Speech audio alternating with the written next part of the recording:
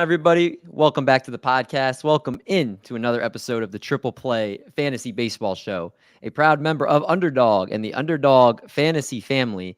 And if you use code TRIPLE over at Underdog Fantasy, you will get a deposit match up to $100. So you will double your first deposit with that code. Make sure you check them out as baseball season is underway. And we are pumped to be with you guys tonight for the first official show of the 2024 MLB season. Doing it a little different this year. In years past, if you've been watching the show, we would do a lot of different segments, breaking things down. But we wanted to try something different this year and kind of give you more actionable advice on Sunday and going over fab pickups, waiver wire ads, things you can do before your weekly waiver wire goes, and also kind of reflecting on a full weeks of games instead of kind of halfway through the week as we had been doing. So we are pumped to bring you a great show tonight. Little cheesecake, Marty Party, and Doc are all in the house. I believe for like the first time, I feel like in like almost 2 months, we're all four doing a show together. Bring it in for the hug, everybody. Bring it in. Bring it in. Group hug. LC, how you doing, man? I'm good, man. You're right. It has felt like it's been forever. Schedules are all crazy in this time of year for us. But season started. We come back together like a team, and we're ready to go. I like this I'm excited about the Sunday shows. I'm stoked. Yeah, none of us have work, thankfully. And on top of that, it's, I think, an easier way to reflect on what we've been seeing, because during the middle of the week, sometimes it's hard to give actionable advice when, we don't know the 2-start pitchers for the following week. We don't know necessarily all the results that we can analyze because we're kind of in the middle of things going on. So it's going to be great. Also pumped to be joined, of course, by Marty Party Tallman. What's up? Hey, what's up, man? I'm sunburned because I was outside all day watching Detroit Tigers lose to the Oakland Athletics. Jack Flaherty is who we thought he was. Handsome. He's handsome. He is handsome. Although Tyler said Tyler didn't see it, and I was like, I don't know. She's like, must be a bad picture of him. I was like, I think he's good looking. The Oakland A's of all teams to have him blow up like that, dude. Too. Joe Boyle goes out there and just destroys us. He looked absolutely incredible. I'll be putting money on him in Fab today because of it. Yeah, it was Zach Geloff hits a home run. Yeah, first of the season. Tariq Skubal yesterday too gave up 4 earned runs. So the A's have a little fight in them right now. But we'll see what happens with the Tigers all season here, of course. And Doc, your unders have been looking good for your season long bets, but seems like you've been on a cold streak recently in terms of your daily MLB betting. Daily MLB bets still up. I was on a 5-game heater hitting parlays to begin the season, so I have a little bit of a buffer, and I somehow have dodged the injury bug with everybody that's gone down. It has not affected TGFBI. It has not affected my home leagues. So I'm not even going to knock on wood because I just know inevitably it's going to happen to me. Yeah, it does with everybody. That's the fun of fantasy baseball. But let's get started with the show. Let's start breaking down the thing. I mean, I guess it's both, technically. Like, you have to do actionable stuff. You have to be picking up people on the fly when guys go down. I don't enjoy it, but I guess some people do enjoy that grind. Let's start breaking things down. Let's first go to talk about just, I think, an overarching topic from this week, and that's just the starting pitcher injuries.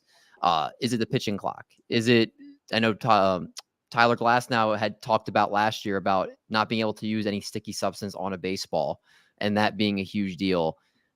Is it the fact that Driveline is making all these guys up their velocity to where their arms can't take it? And then that's why they're going down so quickly once the season starts. Could be a lot of different answers here. Could be a little bit of everything. But what are your thoughts? I mean, we see Shane Bieber going down to Tommy John. Garrett Cole is trying to work his way back, but he's obviously hurt too. Looks like Spencer Strider is most likely headed towards Tommy John, although that's not been officially diagnosed yet. It's, a partially torn UCL. I think it's going to be just a matter of when and not if that happens. Lucas Giolito went down, obviously, even before he pitched an official game for the Red Sox this year. So there's just a lot of guys going down. I made a full list on Twitter of just guys that have gone down if you exclude Justin Steele because of arm stuff. So, Marty, what are your thoughts about all these starting pitchers going down? It's velocity. From the 60s, the 70s, the 80s, 90s until now, you see Tommy John surgeries becoming more and more, happening more and more as the velocity keeps going up. maybe it's some of the pitch clock because you have to.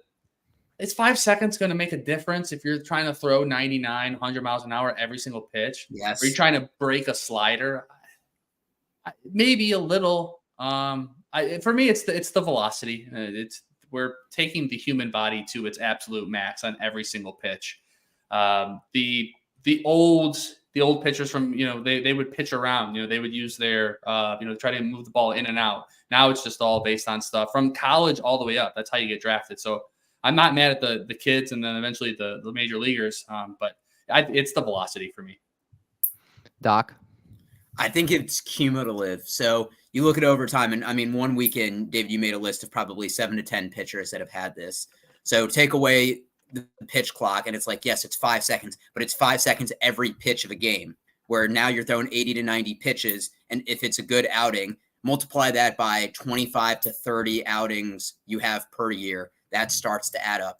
Compound that with the year before that you take away the sticky stuff. People have thrown fast, and not saying they haven't had arm injuries, but not to this scale.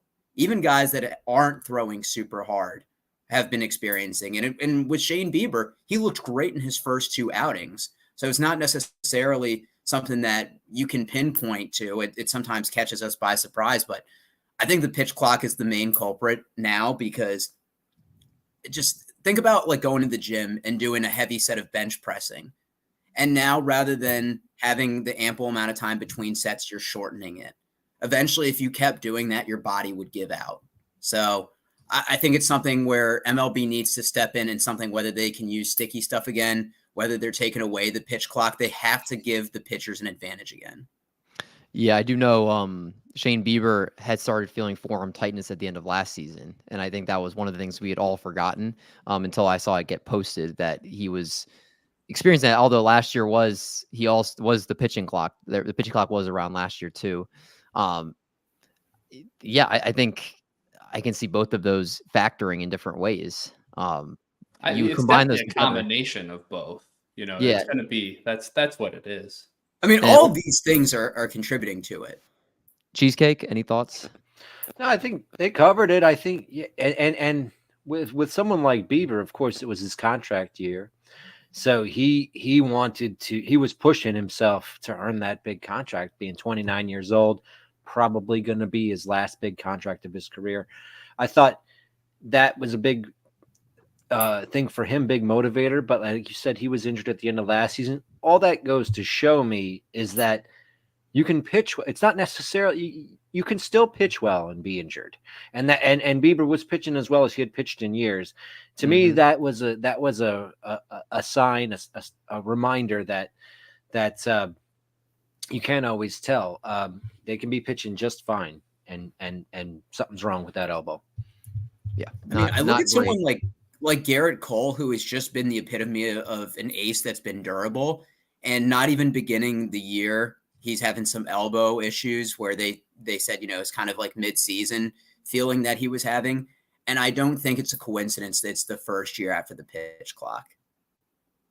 I think, again, there's a lot of things that accumulate into what's going on. And is it fair to say, has this scared you guys from wanting to draft a starting pitcher in the first 2 rounds of your drafts going into next year? Yeah.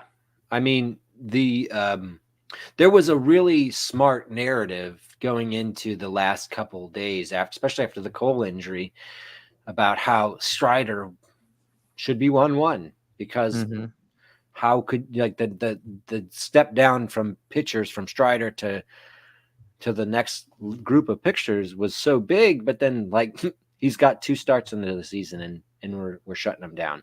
So it just shows you there's no such thing as a certain pitcher. And in the first round or second round of a draft, you're really hurting if that player goes down, no matter what position they are.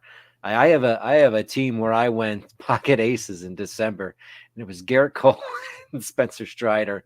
Strider was not going so high at the time, and that team I think has no chance now. Nice charitable donation by you, Art. Yeah, it's crazy. I was always in points leagues one of the people that would always like going pocket aces. In Roto, That's not necessarily that way. But I would like to leave with an ace in, my first 2 rounds, maybe at most pick up a pitcher by the 3rd round. It's always been how I've played, and this has definitely scared me from wanting to do that. So I'm definitely probably going to go hitter to start, as I know our Mike Virginia in the chat. I know he's a big going hitter early advocate. What's up, Mike? But yeah. Am I crazy? I would still take a pitcher in the late first round. Like if I was at like in a 15-team league, if I was at the 15-team league, you would 12th or 13th spot, I would take someone like Corbin Burns. And obviously you're taking a chance on it, but you could then take a hitter on the way back around. And if that pitcher does pan out, then you have a much better ace or SP1 than the majority of your partners. I think the days of me willing to invest a top 5, a top 10 pick are over. But I still think if you can get an ace in that first round and they're just moving down, it's a risk that you take, but I think the reward is still there. I mean, this is only at the top of my head. Look at Kevin Gausman, who strikeouts have been down. His velocity's down. He hasn't looked great. Luis Castillo has looked awful. Obviously, Zach Wheeler. And Corbin Burns have looked good. I mean, Corbin Burns has had one great start and one okay start. Tyler Glass now has looked good for a 2nd-round pick. There's, I think, more pitchers, because we talk about Strider, we talk about Cole. Again, I brought about Castillo. I brought about Gausman. You're talking about 2 starts for Burns. Castillo's had 2 starts. Max Fried hasn't looked good. Aaron Nola hasn't looked good. Max Fried, if you weren't paying attention to him, then that's your loss. Same with Gausman. Gausman had issues before most drafts. I don't know. Joe Ryan, people liked, and he hasn't looked great. Like, pitching is so inconsistent. Then you have the guys like that we'll get to right now, like the Garrett Crochets, who have become the hottest pickups. You have Blanco for the Astros throwing a no-hitter. You have Brady Singer is the most added player in all of fantasy right now, according to ESPN. This is what we're in right now.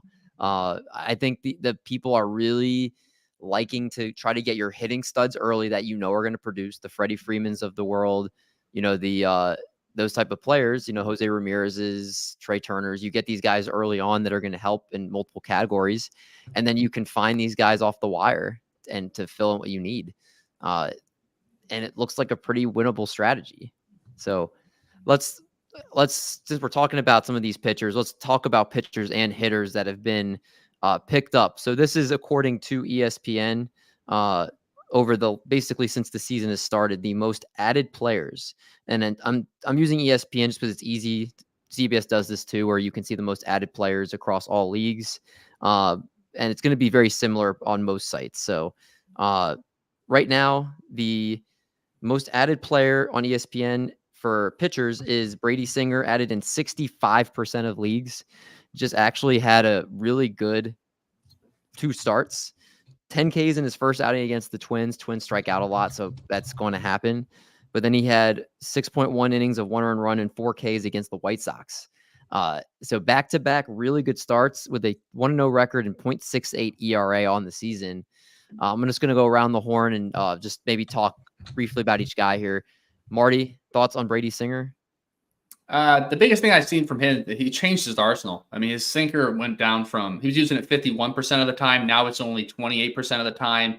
He's increased his slider usage. And last year, he didn't throw a 4-seam fastball at all. This year, he's throwing it almost 20% of the time. So he's in the good ballpark there in Kansas City. Kansas City. And the biggest thing is with the arsenal changes, it just kept hitters off balance more so ever than ever in the past. So I don't know how sustainable it is, but as of now, yeah, you're going to ride him until you see otherwise. Speaking of Singer, Mike asks, how would you rank Singer, Blanco, and Whitlock? I'm personally going to put probably Blanco at the last of that list. I'll probably put Singer first, Whitlock, Blanco. That's my order. Yeah, I go ahead, Marty. Oh no, I'd say Singer and Whitlock are pretty much tied for me. Blanco, I really want to see another start. Obviously, he was amazing in the first start, but Toronto then, I mean, 2 days later got 1 hit by the Astros. Mm-hmm. So I wonder like how well they're doing to start the season. But I do see that Blanco, and I think we're going to talk about Blanco, so I'm just going to talk Yeah, about go him talk now. about him.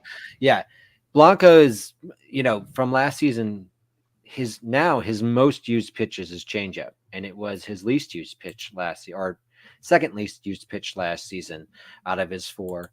He throws it more than the slider and the 4-seamer now, and it was pretty effective, obviously, in the first matchup, and you'll see the velocity bands on the 4-seamer. It's a good round 94, and the changeup is at 86, so that's a nice difference in the fastball changeup. I don't know. I don't have any information about how he worked on the changeup or why he's using it so much more, but clearly he's trusting it a lot more than he did last season. And if that is a difference maker for him, we could be seeing a whole new pitcher. I am worried though, like he could also just be out there because Verlander's not there yet. He could be the first guy to get moved back to the bullpen. He's 31, bit of a journeyman. Hard to know what you have with him, but I think he looked really good in that first start, clearly. I'll be interested to see as well. He threw 105 pitches. Art, I remember when you mentioned last year when Reed Detmers threw the no-hitter, like pitchers first start after a no-hitter don't they have like a 4-something ERA, or like they normally get shelled their next outing? Yeah, well, they usually throw more pitches than they would normally throw to complete the no-hitter. There's a lot of strain on the arm because, it's I'm guessing it's like playoff pitching because the intensity goes up. You're throwing a no-hitter. You're not guessing out there. I'm guessing the pressure and the strain on your arm is worse. So, I mean, almost every pitcher has a subpar start to start after a no-hitter. Which is expected when you have a high pitch count a lot of times in a no-hitter. So then you're coming in a little bit more fatigued than you normally are. That maybe your velocity's down or you're not locating as well. Just you're losing the adrenaline you had on your previous start. But I think we all agree in the order we talked about there. But one player we did not talk about in that list here, Doc, is Garrett Whitlock. I'm sorry, not Garrett Whitlock. He is on that list, and we'll get to him in a second. But Garrett Crochet, excuse me, 2 Garretts. Garrett Crochet looks like he's this year's Cole Reagans. Just early on, just the strikeouts are there. The dominance on the mound. He did give up 2 earned runs today and was pulled after 77 pitches. I didn't quite understand that. But he still pitched, I believe it was 5 innings, 2 earned runs, and 6 Ks or 5 Ks today against the Royals. 2 pretty good starts to start the season, or 3 good starts to start the season, including 1 earned run against the Atlanta Braves in 7 innings. He looks like the real deal. Are you concerned anything outside of injury or shutdown from him? Is anything in just stuff actually scares you where you think regression's coming? Not in terms of the stuff. I'm scared in terms of what you're going to get from wins. I mean, arguably the White Sox 2 best hitters, Eloy Jimenez and Luis Robert, a week in are already on the IL. So what does that mean for him moving forward in terms of getting you wins? I think this is, I mean, you probably can't pitch much better in your first 3 outings than playing Detroit, Atlanta, and Kansas City. He faces the Reds in Cincinnati next Saturday, but 21 strikeouts in 18 innings. He's allowed 2 home runs. And when you include Atlanta against that, when you actually watch him, the delivery is a little bit deceptive. I love that the velocity on his fastball throws 97, and then break that with the slider. He throws at 84. So he has a good speed variance. Throws a cutter as well with a 182 batting average against. So I think you obviously play him. I would just say to temper expectations, but if you've picked him up, that's probably the pickup of the year so far. Yeah, it'd be really nice for anybody that's picked up Garrett Crochet, especially in ESPN leagues. I did. I saw that you picked him up when you were like, "Oh yeah, I don't pick up these guys, or I don't draft pitchers early because I can just pick them up." Yeah, you vulturing to Brady Singer and Garrett Crochet. Yeah, they're the 2 most added players, man. You just got to be smart on the waiver wire. Yeah, Speaking David, of the waiver, you're scouring it. You crow. What I do want to say about Crochet is that the most innings he's ever pitched was 54 in 2021. Yeah. So how long can this last? How long will the White Sox let it last? I don't know. So if you're like in a regular, like in a home league, maybe try to trade him. Yeah, That's exactly where I was going to go to next. I think we're all in agreement that you're probably trying to shop him, right? His value is probably not getting any. Is his value getting any higher than this right now? No. Well, like in a 10, 12 team league, I think, yeah, you could flip him in the, obviously like in a 15 team where I would hold until the wheels, come on. But if you've been decimated by injuries, I don't think you trade him.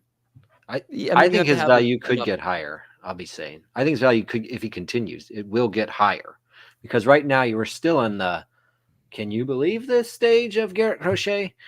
Do you believe it? But I think each start that he goes out and shoves, it's more and more believable. But of course, we're all sitting here going, when's that arm going to fall off? Well, he's 3 starts in, and one of those included the Atlanta Braves. So it's one of the best offenses in baseball. And he's got a sub-2 ERA through those 3 starts. I like you said, I guess there could be, if he goes out and has 2 or 3 more good outings, maybe it gets better. But I do think everybody's bought in. I guess the question is, are you actively shopping him? Because I think you do. And I think someone that hopefully you're in a league with that does not know that his highest he's ever pitched is, 50 plus innings, that doesn't know a shutdown is coming. That's what you have to try to take advantage of, because he is going to get shut down. Maybe best case scenario, he gives you a little over 100 innings this year, but White Sox will be out of contention. Obviously, they don't want to push him too much because he's going to become their most prized asset in the big league level right now. There's no reason why they would continue pitching him the whole season. So Phantom IL stints, I'm sure will probably be in there too. And that's going to be frustrating if you own him. So that's another reason I would try to move off of him if you can. But someone else that's also in the list of pitchers is just Red Sox pitchers in general have looked really good this year. And Whitlock was brought up by Mike Virginia earlier. Tanner Houck has gone 2 outings, 6 innings in both outing, has not allowed a run with 17 strikeouts. Tanner Houck, just about 2 years too late, buddy, because that's what I was hoping for a couple of years ago from you. Cutter Crawford, he's gone 10.2 innings with only 1 earned run and 12 strikeouts. He's looked great for the Red Sox. Then you have Garrett Whitlock, who was also mentioned here. He's gone 9.1 innings with 1 earned run and 12 strikeouts. Guys, what? And then obviously the aforementioned Nick Pivetta, who was the most hyped up of these 4 going into the year. He's gone 11 innings of 1 earned run and 13 strikeouts. So you have all these. No Red Sox pitcher out of these 4 have given up more than 1 earned run in their first 2 outings. What are your guys like? Obviously, there's a organizational emphasis on something here, because the fact that all 4 of these pitchers have done really well makes it think it's not just a one guy breaking out thing. It's an organization pitching philosophy that's changed. And we know Andrew Bailey was brought in there. I know there were a couple other coaches that were brought in there as well. Are you buying what we're seeing from these Red Sox pitchers? I look at Whitlock, sorry. And Whitlock's also showing a pitch mix change, just like we saw with Blanco. He's completely gotten rid of his 4-seamer and has really reduced the use of his sinker to increase the use of his slider. So the pitch mix change here, I mean, Whitlock, we already thought he was decent last year.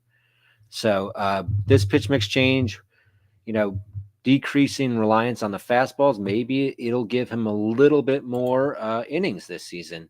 I think it's a good sign that he's coming out here and showing off when you look at the pitch mix change. Yeah. Pitch mix change and organizational, again, philosophy. I think. What were you saying, Doc? I was going to say, I think what's important to note, they've played the Oakland A's, the Angels, and the Mariners, who I think are top 2 or 3 in strikeouts in the MLB. And if you actually look at their lineup outside Julio Rodriguez, is probably one of the worst offenses if you were to remove him. I want to see how they do again. They play the Orioles this week. I think that's going to be a good test. It will be, for sure. What are you guys' thoughts on Casey Mize? I'm going to go specifically Marty here, the resident Tigers fan. You're on mute, buddy. That's a bummer. Hey, I'm back. Okay, Casey Mize. So what I've seen so far, 4.1 innings. He's got a 4.01 xERA, 4 strikeouts and 2 walks versus the Mets. Projections have him around 120 innings with a 4.7 ERA, about just under a K per 9. I think 8 per 9. So With Mize, it's going to be health concerns. He's coming off Tommy John. He hasn't pitched in 2 years. I watched his outing. The first 2-3 innings looked really good. He was moving the ball in and out. The velocity looked fine. Fourth inning hit, and he gives up a home run and a couple hard balls. So and there's the last thing I'll say about his. I don't know how they're going to manage his innings. Are they going to like Walker Buehler him, where maybe the Tigers do pretty well? And they kind of have to pace his innings out to be able to stay, on top of the AL Central or maybe fighting for a playoff. Or is it the flip side where they're terrible? They get a big skid and they're not going to make the playoffs. So they use all his bullets early and he gets those 120 innings in the first 4 or 5 months. So don't expect him there for the long term. Or if he is, he's not going to make a start every 5-6 days. So and then at the end of the day, I think it's going to be a high ERA with not that many strikeouts. Yeah, so I guess we're avoiding him for right now, right? Is that? I wouldn't avoid him. I think at home against bad opponents is fine, and on the road against bad opponents in a good ballpark. So who do they play this week? Because he asked about a start this week. I don't know who they play. While you pull that up, I'll acknowledge Kevin. If you want to send me a picture from my wall, a nice little portrait I can put up here, that'd be great. It's waiting for whatever you recommend for me. That's why there's nothing on there yet. I'm pretty sure he said Marty. Yeah. No, he said Marty. Yeah, I don't have anything. I have art actually on both sides of me, but yeah, this is the blank wall. And he plays the Pirates this week. Yeah, the Pirates. Yeah, the Pirates and then the Twins. Yeah, he may go against no, he's going at Pirates Tuesday, 12:35. Yep. So that's a start for Marty Party there. Would you start him at the Pirates? Yeah. Yeah. I know the Pirates the Pirates have been good so far this year. And shout out to Pittsburgh, because I'll be going there here shortly for one of the games. So I'm excited to see that PNC Park. But yeah, I would start him. Unless you're in a 10-team league like me. 10-team leagues. How are you doing in that 10-team league? Well, it's still the first week because Yahoo did it this way. So, but I'm up. There's 12 categories. It's 10-2. I'm doing very well. Thank you for asking. Let's move on to some hitters real quick here. So top added hitter is Michael Conforto, who has 3 home runs early on in the season. Actually had them in the first 5 games, 3 homers in the first 5 games. After those 5 games, he's not homered, but he did have 2 hit games in those next 3. His last 2, he's gone 0 for 3. But he's not striking out a ton, which is great. So Michael Conforto, he's been hampered by shoulder problems. Obviously, it's it's something that was ruining his career. But on the season, he's hitting .382 with 3 homers and 10 RBIs. For the Giants, who don't have a ton of hitting, so if he's hitting, he's going to play every day. Is Michael Conforto out there on your waiver wire? Is he a must add? I'd say you ride the wave, but I feel like we've seen this before where he started out hot. But that's why I'm asking, if he's on your waiver wire, did you miss out on everything? I don't think you missed out on everything. This is a guy who's had excellent full seasons. We were drafting him in the top 100 for 2 or 3 years in a row. Mm-hmm. So, injuries might have sapped his talent to the point, but I'm of the opinion that he could come back and give us another good season. So that's I'm expecting him, as long as he stays healthy, to be a pretty solid contributor for the Giants. All right. What about Luis Campusano, Marty Party, who is the number 1 catcher right now in fantasy, with 1 homer, 7 RBIs, but he's hitting .361, and he's getting a lot of action behind the dish for the Padres, who Padres are going to Padre. We never know what to expect of them, but Campusano was a very popular breakout pick this year. Is Luis Campusano, is this for real? A 3.3 points per game average in points leagues. Is this for real? He is my most rostered catcher. So I'm quite enjoying the beginning of this. What he's always going to be, he doesn't strike out a lot, but he doesn't walk, and the power's fine. It's middling power. So why I drafted him is he's a good source of batting average, and it looks like he's going to play as much as possible for the Padres. And their hitting's not that good either. So he's hitting 5th in the lineup where he's going to get closer to that. So he doesn't strike out. So the profile's good. His expecting batting average at this point is 326. But you're going to have to offset him with a catcher who can hit some home runs, or you're going to have to make that up somewhere else. So I don't know about it in a points league, but in any 2-catcher roto league, he's been basically a godsend. And I think he's being rostered now in 12 team leagues. I don't know about 10 though. I don't maybe. Yeah, 10-team 1-catcher leagues. I can't imagine he's probably rostered. What about Doc? What about Tyler O'Neill for the Red Sox, who 4 homers and 4 RBIs, hitting 360? He's coming off today, a 1-for-3 day with a homer. He had 2 home runs 2 days ago, a 2-homer game. If he stays healthy, caveat, if he stays healthy, is Tyler O'Neill a steal for you and a must add? Yeah, and we've talked about the Red Sox pitching being really good. Their hitting obviously, hasn't been what the expectation. It's interesting. He has 4 home runs and 4 RBIs. So all of his RBIs and home runs have been solo shots there. But look at Trevor Story going down, and that now is one less bat that could take away from him. And, that's been kind of the big thing, is him staying healthy. We were wondering if he had an everyday role locked in St. Louis with all the prospects and emerging talent that they had there. And I think him going to a new change of scenery, playing in a more hitter-friendly park.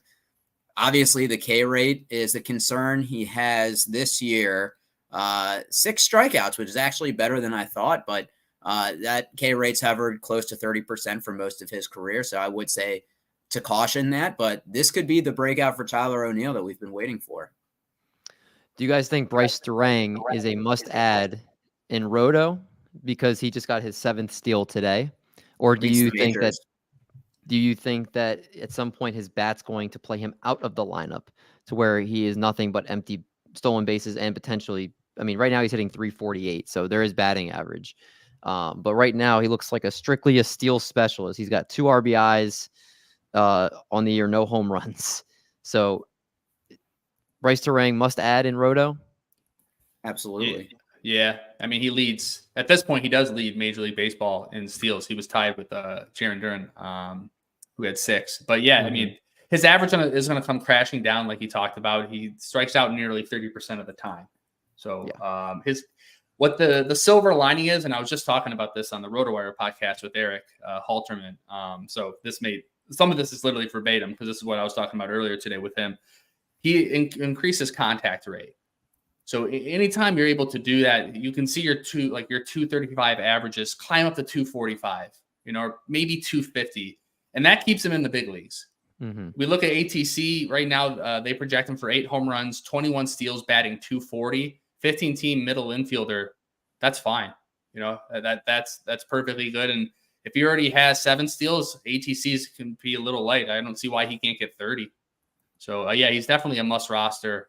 Even in head-to-head category leagues, if you just need some steals just to beat somebody, I think he could potentially, get half of them on his own in a week. Perfect. Well, we have about a little over 10 minutes left before we get out of here. So any questions you guys that are watching, make sure you put them in the chat. We'll answer them as we finish up here. I wanted to bring up 2-start pitchers for the next coming week here. Maybe you can take advantage of picking some up off your waiver wire to get 2 starts from them in the right matchups.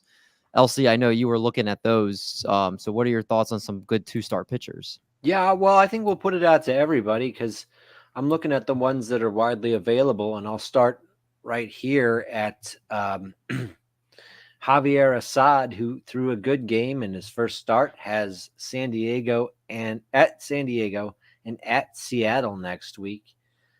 Marty, I think you are the expert on 2-start pitchers for us, or the most experienced, I should say. Yeah. Would you take Javier Assad at San Diego and at Seattle next week?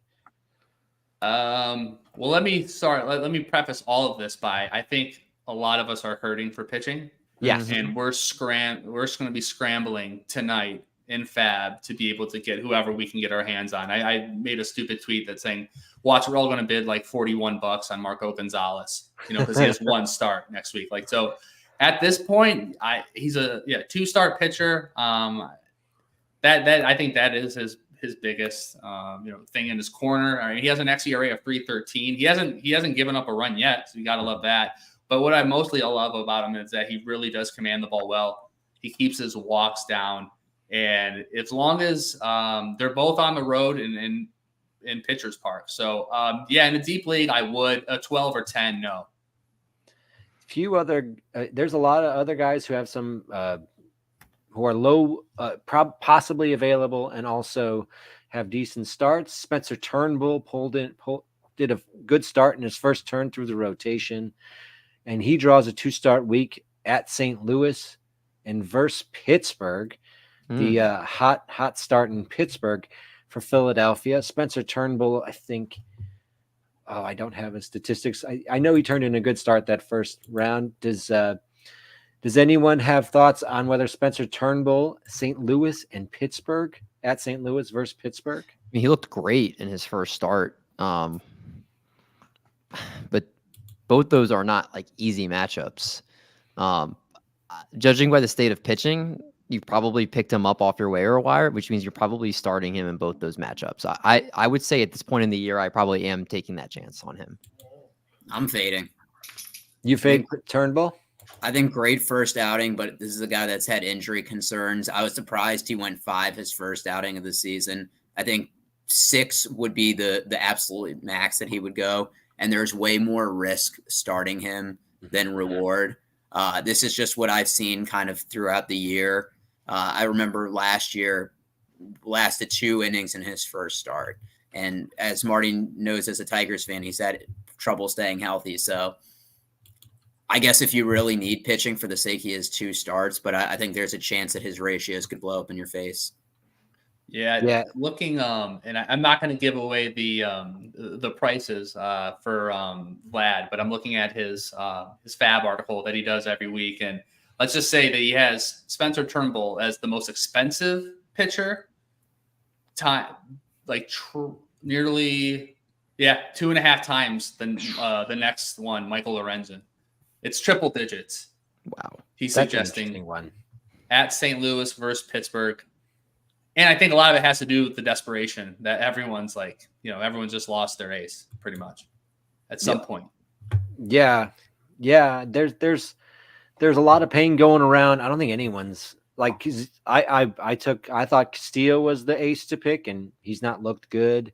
So it's like either your aces are Gaussman and Castillo not looking great, or they're injured right now. The only one who's really delivered, I think, is Burns, although he had a mediocre outing, but I mean, he still looked good.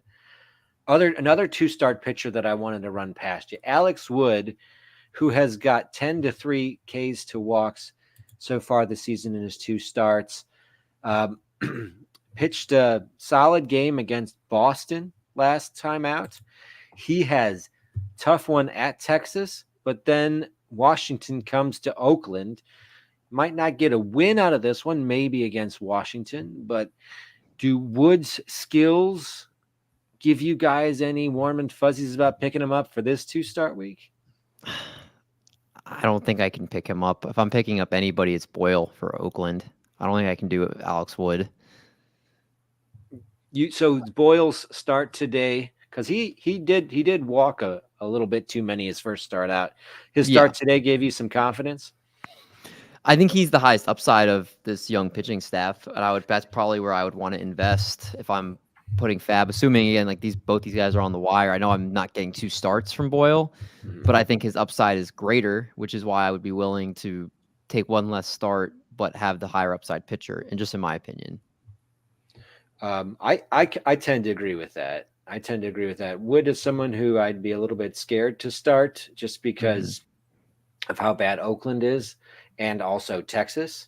So I'm going to move on from that. Doc, I want to come to you. I want you to let me know Graham Ashcraft, who has a pretty good 2-step this week. He's going against versus Milwaukee and at the Chicago White Sox. So Milwaukee has Bryce Terang, obviously, and they have some decent offense, but they are not they're not someone who's really scaring you too much, but they're a solid offense who could pop off at any day when they're not a poor offense.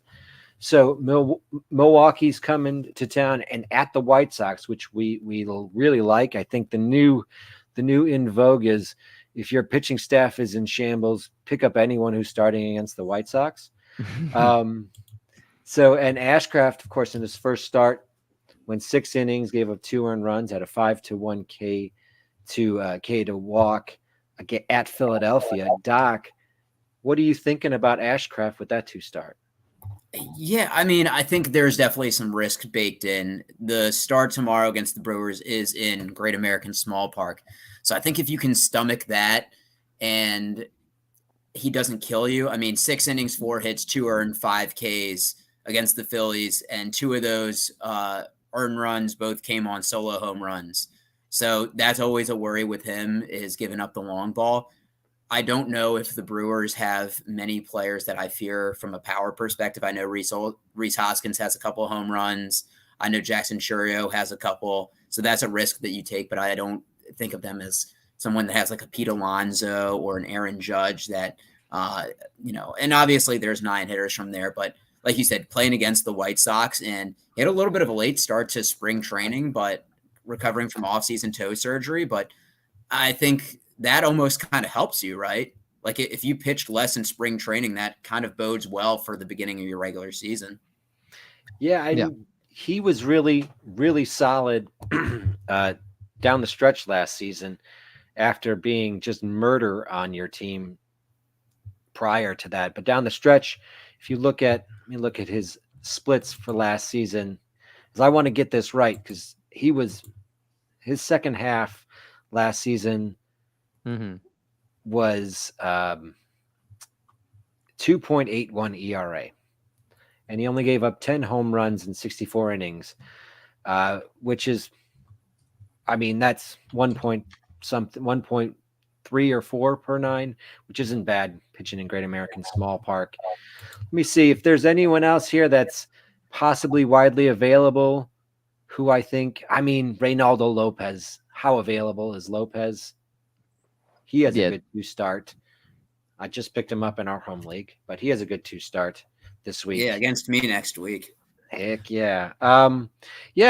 So the guys who I didn't talk about: Trevor Williams, Julio Teheran, Kyle Freeland, Aaron Ashby, Adrian Hauser, Tyler Anderson, Andrew Heaney, Louis Varland. Any of these guys tickling your fancy? Probably not. I don't know if I'm touching them. I don't want to forget this question here really quick, because I know we're run up on time. Zach Littell, Reese Olson, and Cody Bradford, rank them. I tend to like Cody Bradford the most because he's going against the Athletics, and he's coming off of 7.2 innings of 1 earned run against the Astros. So I think he shoved against the Cubs before that too. Yeah, he had 5 innings of 2 earned runs and 6 Ks against the Cubs. Yeah, so he's looking great to start. I think he would be my first. I don't know if you guys disagree with that. No, not at all. Followed by Zach Littell, who just pitched well in Coors and has looked really good to start the year for the Rays. And then Reese Olson would be number 3. I don't disagree. No, I think that's right. Okay. Hope that helps for you, Daly, right? As far as the 2 starts, did anybody feel differently? No, I don't feel differently, but I have a confession to the group. I felt like this is a safe space. I'm putting money on Andrew Heaney because I need pitching in a league, and he's going up against Houston twice. Like, he'll get you some Ks. I know that's. But why would you do that? How bad do you need pitching? You're a weenie for signing Andrew Heaney. I need pitching. I'm already falling behind in strikeouts. I also had Sonny Gray on this team. This is the Bieber team, and there was another. So I've lost a few starting pitchers. I think Gray's coming back. Yeah, he will be within probably the next 10 days for him once he gets his rehab start in. But yeah, I'm putting money on him to. Maybe I won't even start him, but at least I'll have him. Picking up Andrew Heaney at the beginning of the season isn't the worst idea. It's taking him in like July, which is a bad idea. Yeah. That's actually very Any true. last minute things before we get out of here in terms of a sleeper you want to add in here, or any last bits of advice as we are gonna wrap the show up here? I just wanted, because I was doing some research beforehand, and there's, shortstops are, I'm in trouble because I drafted Matt McClain on a team. And Hamilton for the Red Sox came out today. He's supposed to have a lot of speed, hit a home run. I did not see him available yet for Fab because he just played today. I don't think he's going to be available, but he's someone who I'd look at in a week if I needed someone this week. Probably going Mr. Blaze Alexander for Arizona. All right. We're here every single Sunday to bring you guys Fab, some waiver wire pickups, 2-start pitchers, some sleepers if we find some that we really like for the upcoming week. So if you enjoy the content, make sure you guys are subscribed to the YouTube channel where it comes out Sunday before Fab runs. If you listen to the podcast Monday, we hope that your Fab went well and that you're ready for a nice, awesome week and you're tooled to look good in your league and to be able to do well in your fantasy league. So for Marty, for Cheesecake, for Doc, I'm D Mendy. We're making like a bread truck and we're going to haul these buns. We'll talk to you guys next week.